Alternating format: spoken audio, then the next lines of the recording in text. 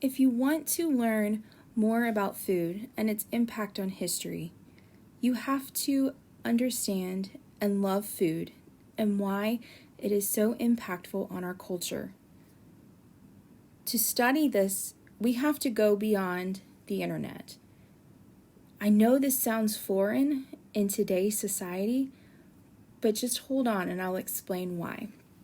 To study history, and specifically food history, you need to be able to invoke all of your senses.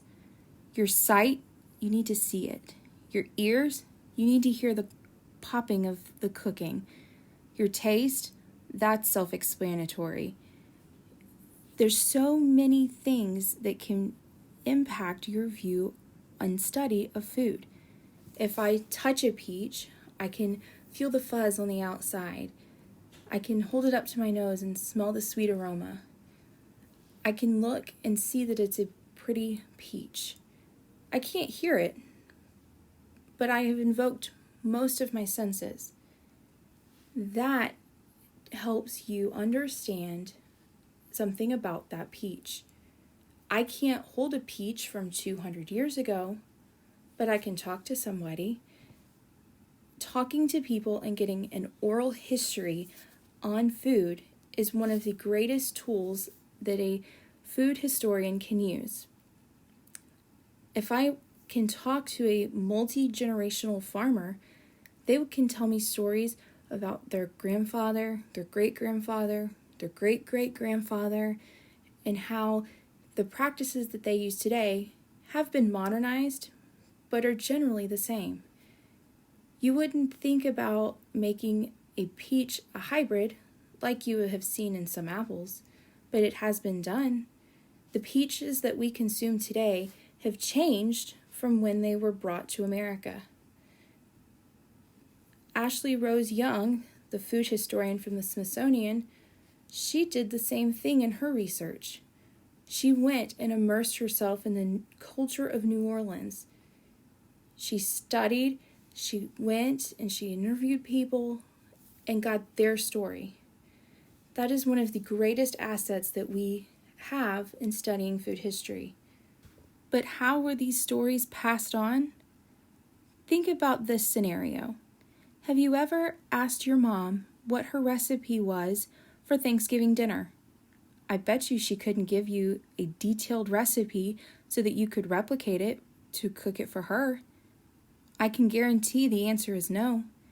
She learned how to cook it from her mom, who watched her mom prepare it, who learned it from her mom. This is a cycle that is repeated throughout food history. There are not many primary sources to see recipes from hundreds of years ago because it was just innate. Parents understood how to cook things. You just learn from them. That's why having an oral history is so important in the study of food history, because today's researchers can take all of these histories and write them down so that we don't lose them. Does that mean that there aren't cookbooks out there? Not at all. That is the next tool that we have to look at. You can find cookbooks from early times. There are recipes that have been passed down from ancient Greece, ancient Rome. We have recipes from the colonial period. We know what kind of food was being served to kings and queens. And these are also sources that can be studied so that we can learn how people used to eat. We can take these old cookbooks and old recipes that we find and we can test them out, see if we can replicate them. Are the ingredients still the same? Do we think the taste is the same, depending on what is available now versus what was available then? Another wonderful tool that has been utilized by people in my field is traveling. The best way to learn about a food and about a culture is to go and visit it. Have you ever been out of the country, fell in love with the food, and wanted to learn more about it? That's what a food historian will do. They will travel the country, they will travel the globe, immerse themselves in a culture, talk to the local people, Ask them, how do you prepare this? Do you know where these ingredients came from? You might just get lucky and find someone who loves what they do in preparing this food and will sit down and tell you all about it.